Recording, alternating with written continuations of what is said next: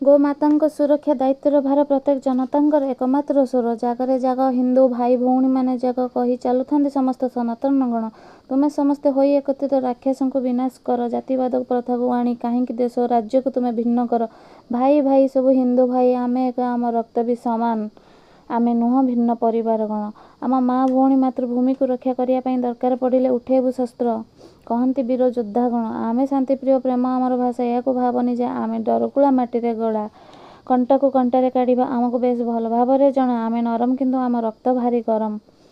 ଆମେ ସବୁ ଭାରତୀୟ ଗଣ। ଆମ ଜଗନ୍ନାଥ ମାଟିକୁ ରକ୍ତାକ୍ତ କରିବା ଆମ ହୃଦୟ କରୁଛି ମନା। ସେଥିଲାଗି ନୀରବି ରହୁଛି ସନାତନ ଗଣ। ହେ ଡବଲ ଇଞ୍ଜିନ ସରକାର, ଲୋକଙ୍କ ସରକାର, ଗୋମାତାଙ୍କ ରକ୍ଷା ପାଇଁ ଆଇନ ଶୃଙ୍ଖଳାକୁ ଟାଇଟ୍ କର। କାହା ଘର ବୁଲଡୋଜର ଚଢ଼େଇ ଭାଙ୍ଗିବା ଅପେକ୍ଷା ଏସବୁକୁ ପ୍ରଥମରୁ ବନ୍ଦ କର। ଏତେ ଟୋଲଗେଟ୍ ଥାଇ ମଧ୍ୟ ଚାଲାଣ ହେଉଛି କେମିତି? ପୋଲିସ ବାବୁଙ୍କ ଦରମା ବନ୍ଦ କର। ଧର୍ମ ବିରୋଧୀଙ୍କ ଆରେଷ୍ଟ କର। ଉଚିତ ନ୍ୟାୟ ବ୍ୟବସ୍ଥାକୁ ସଜାଡ଼ି ଦିଅ। ନ୍ୟାୟାଳୟ ଆଖିରେ ପଟି ନ ବାନ୍ଧି ଖୋଲିଦିଅ ତାଙ୍କ ପଟି, ନଚେତ୍ ଧୃତରାଷ୍ଟ୍ର ପରି ପୁତ୍ର ବିହୀନ ହେବ ସମ୍ଭିଙ୍ଗରୀ। ଜଣେ ମାଡ଼ ଖାଇଲେ ଆଉ ଜଣେ ଘରେ ଲୁଚେ, ଏହା ହେଉଛି ହିନ୍ଦୁଙ୍କ ଭାଇଚାରା ନୀତି। ସୋସିଆଲ ମିଡ଼ିଆରେ ଖାଲି ଖବର ଆସେ ସ୍ୱାମୀ ସ୍ତ୍ରୀ ପରକୀୟା ପ୍ରୀତି। କେତେ ଘର ଉଜୁଡ଼ି ଗଲାଣି, କେତେ ଗୋମାତାଙ୍କ ଦେହାନ୍ତ ହେଲାଣି। ଟିଆରପି ନ ବାଢ଼ି ସଜାଗ ହୁଅ ମିଡ଼ିଆ ଭାଇ ଭଉଣୀ। ପଇସା ପାଇଁ ଲାଗିଛି ନାଟ। ଭାରତୀୟ ଅର୍ଥନୀତି ହେଉଛି ଦୁର୍ବଳ, କିନ୍ତୁ ଗୋମାଫିଆଙ୍କ ପାଖରେ ପଇସାର ଫ୍ୟାକ୍ଟ୍ରି ବଣ। ଆସୁଛି କୁଆଡ଼ୁ ଭାବୁଛନ୍ତି ଜନତାଗଣ।